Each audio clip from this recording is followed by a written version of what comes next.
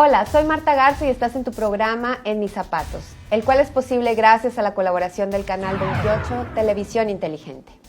El día de hoy contamos con un especialista en la materia de mediación comunitaria, no solamente a nivel nacional, sino internacional en toda Latinoamérica y pues en todo el mundo entero.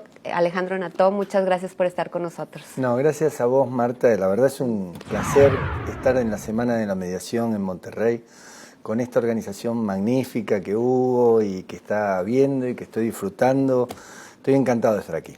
Muchísimas gracias, primero, por aceptar, ¿verdad?, estar en la Semana de Mediación, y segundo, por compartirnos tus conocimientos y ser tan generoso en este tema de la cultura de la paz, que sabemos que, pues, ¿quién mejor que tú para explicarnos cómo se puede resolver estos conflictos comunitarios dentro de la sociedad?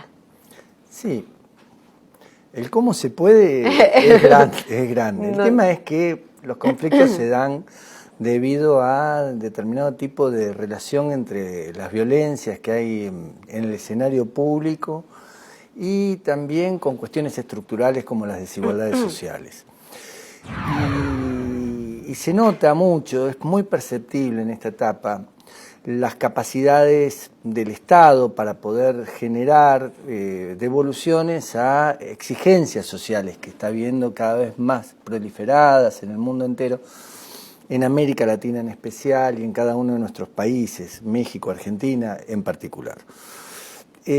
Lo que más se da en el escenario público, donde se dan los conflictos, es que la comunidad tiene algún tipo de roce en cuanto a lo que implica estas capacidades del Estado. No es inocuo que el Estado no pueda estar a tono a estas exigencias que de abajo hacia arriba al Estado le piden cosas, y bueno, yo planteo siempre que cada vez más algunas mal llamadas minorías o estructuras que van surgiendo al calor de las exigencias sociales, que se van corporizando dentro de los que son reclamos, demandas, peticiones, a veces no encuentran respuesta. Y este derecho a exigir derechos, este derecho a exigir respuesta, se materializa en clave de conflicto. Y luego, el Estado también tiene cierto grado de erosión de arriba hacia abajo por lo que es la financiarización en el mundo. O sea, esta mundialización, globalización, permea al Estado con exigencias políticas, por un lado, de diseños políticos, o sea, achicar el Estado, flexibilización laboral, determinado tipo de cuestionamientos que le hacen a la propia política de bienestar social o de contención social. Y por otro lado también mellan la deuda externa, los presupuestos del Estado, con lo cual, si un presupuesto es menor, los derechos económicos, sociales y culturales de la gente se ve afectado por no tener presupuesto para poder cumplir con esos derechos. Entonces vos tenés un sinnúmero de conflictos que se dan a partir de una expectativa incompleta, una expectativa inconexa con lo que es la relación de devolución a esa expectativa. Eso por un lado. Y por el otro lado tenés relaciones interpersonales cada vez más agrietadas por la propia violencia que existe. Y por otro lado la política también genera lógicas de polarización.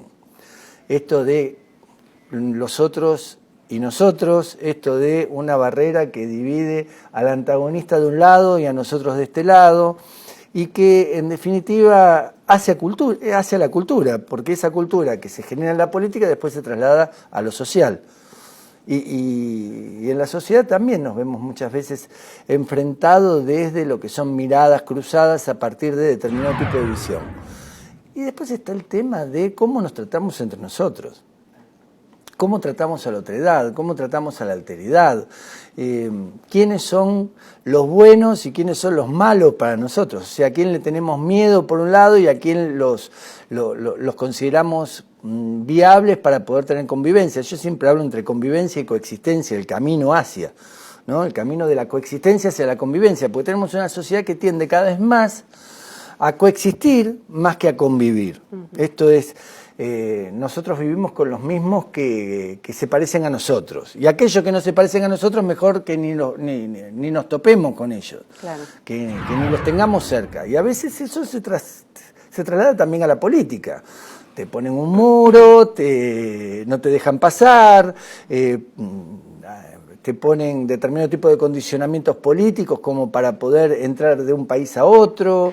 Bueno, esto se nota, esto es parte de la realidad social.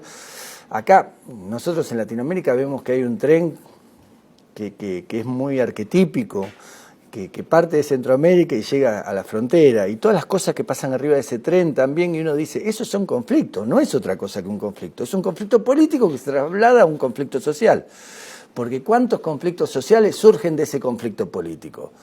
Bueno, entonces, ¿cuánto tiene que ver la política con los conflictos que tiene que ver con la sociedad? ¿Y cuántos conflictos son de la propia sociedad que cada vez se canalizan de modo más violento? Nosotros, tanto vos como yo, que trabajamos en la gestión constructiva de conflictos y por un mundo que tenga un paraguas que se llama cultura de paz, lo hacemos para que no haya violencia. No lo hacemos para que no haya conflicto, porque conflicto hay.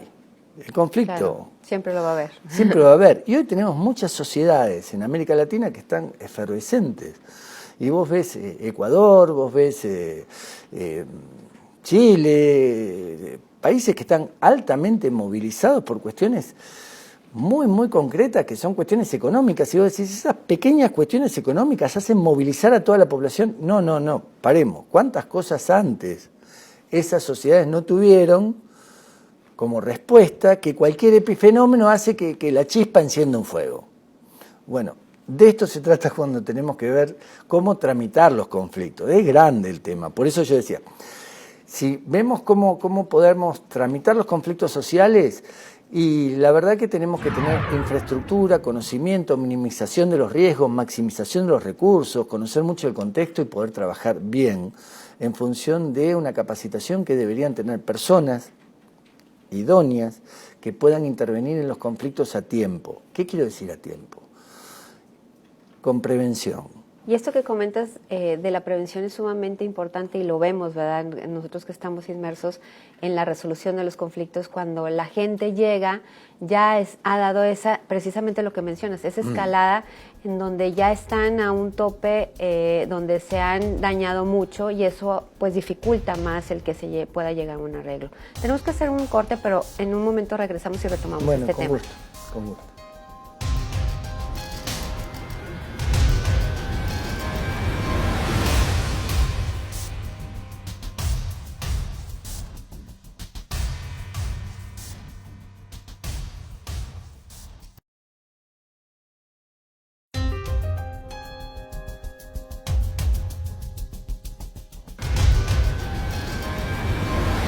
Gracias por continuar con nosotros en esta segunda parte del programa En Mis Zapatos, en donde contamos con la presencia del doctor Alejandro Nató, mediador internacional y pacificador de resolución de conflictos. Hablamos antes del corte del tema de la prevención del conflicto, cómo es fundamental dentro de la resolución temprana, ¿verdad? Para que no se dé esa escalada del conflicto. Nosotros en el Poder Judicial nos hemos dado la tarea también de crear una red de mediación municipal en donde se pueda tener al alcance de la comunidad centros de mediación públicos, municipales, donde ha sido clave fundamental cada uno de los alcaldes para que se pueda promover esta cultura de paz y que se pueda ahora sí que abordar precisamente lo que mencionábamos antes del corte, este conflicto en una forma de prevención. ¿Qué opinas sobre esto? No, yo creo que es fundamental el rol de las alcaldías, porque en definitiva los municipios, las alcaldías,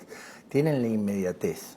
Esto es, están cerca de la gente, están cerca de lo que pasa con la gente. Entonces, primero para poder trabajar estos conflictos en una etapa de prevención, tenés que estar allí.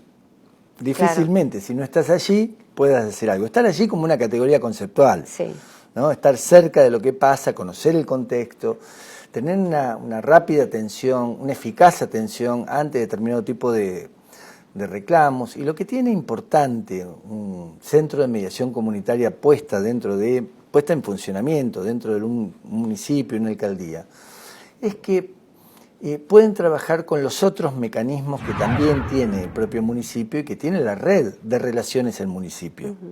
Es fundamental entender que los principios de la mediación comunitaria, máxime llevados a cabo en los barrios, como es el caso de las alcaldías, o en algunos lugares céntricos, pero que realmente es donde está la gente, donde vive la gente, tienen que tener como principio primordial el hecho de tener algunos roles que van más allá de la mediación propiamente dicha. Uno es educación para la paz. Claro. Esto es trabajar en difusión de derechos, difusión de las posibilidades de cambio de cultura, del bien común, de valores que puedan llegar a ser positivos para que la sociedad sepa que cuando hay un conflicto, el conflicto en vez de hacerlo entre una acción y una reacción negativa, buscar un modo de reencauzar el conflicto hacia un camino no violento.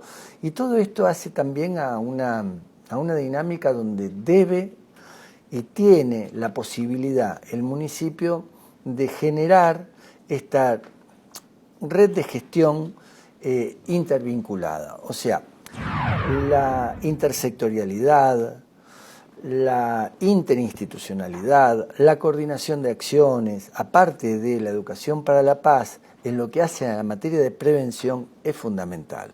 Entonces, prevención, derivación, cultura para la paz y tratamiento del conflicto, ahí es donde están los mediadores, ahí es donde están los centros de mediadores, es muy importante. Ahora bien, esos mediadores, a su vez, están formados para trabajar con conflictos vecinales.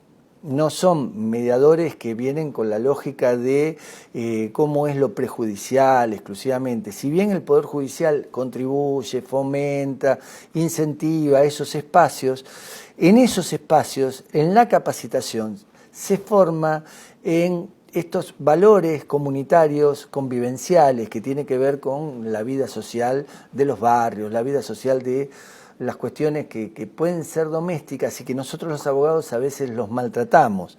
Decimos, son temas de menor cuantía. Pero no hay conflicto pequeño. Son temas de menor cuantía para nuestro bolsillo como abogados, pero no son temas de menor cuantía para la gente. Entonces, hablando desde no la nominalidad del poder, sino desde la realidad emocional de lo que pasa con los conflictos, y tenemos que comprender que esos conflictos para la gente pueden llegar a mayores, claro, emocionalmente, y también a mayores en lo reactivo.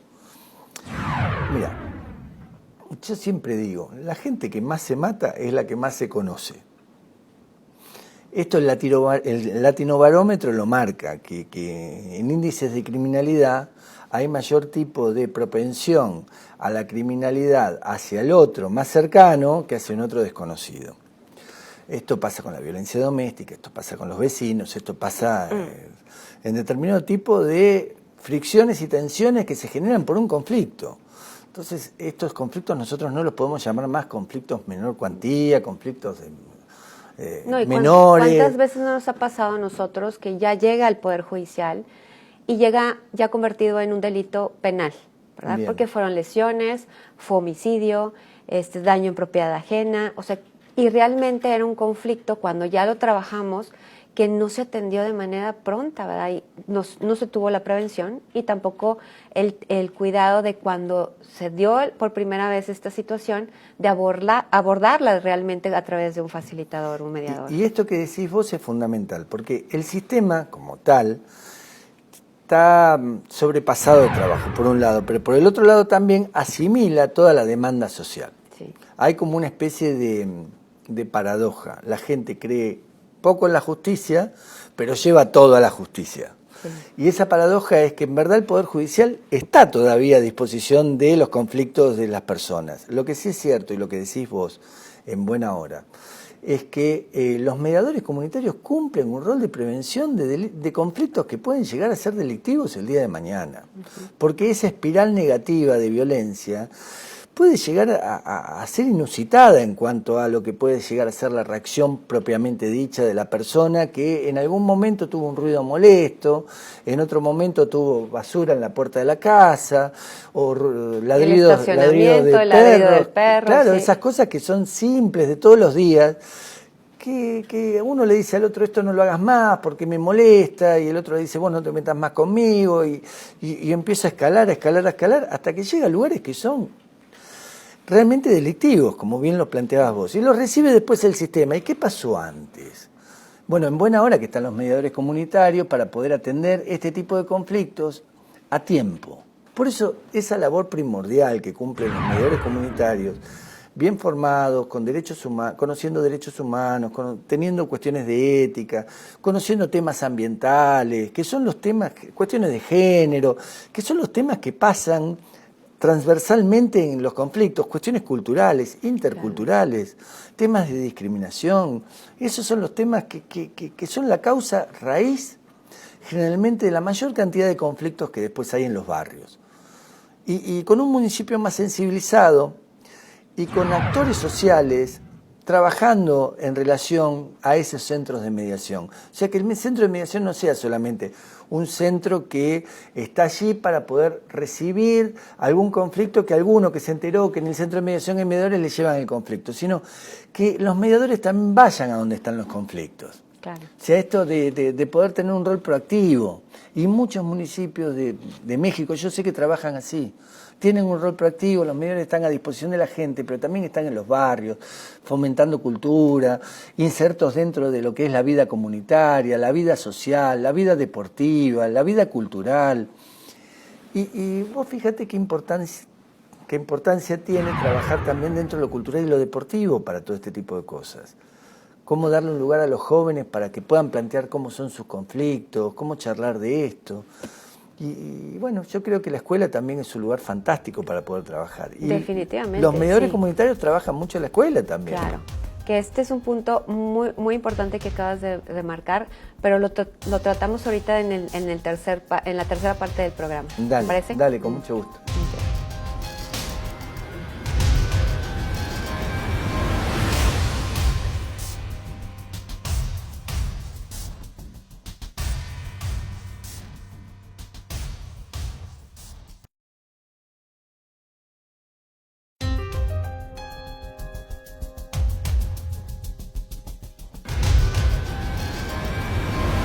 Gracias por continuar con nosotros en esta tercera parte de Mis Zapatos. Hablábamos antes del corte, pues, de la importancia de los mediadores comunitarios. Hacíamos una precisión en cuanto a cómo se trasladan luego a hacer un delito penal, en cuanto a nosotros como Poder Judicial estar inmersos en, pues, dictar una resolución donde se haga justicia, pero realmente esa justicia es, bueno, 3,000 pesos o 4,000 pesos, se traduce en una cantidad de dinero, pero realmente no se resuelve el conflicto de fondo, ¿verdad? Entonces, qué magnífico es ese trabajo que se puede hacer de una prevención en el conflicto a través de estos agentes pacificadores de la paz dentro de la comunidad.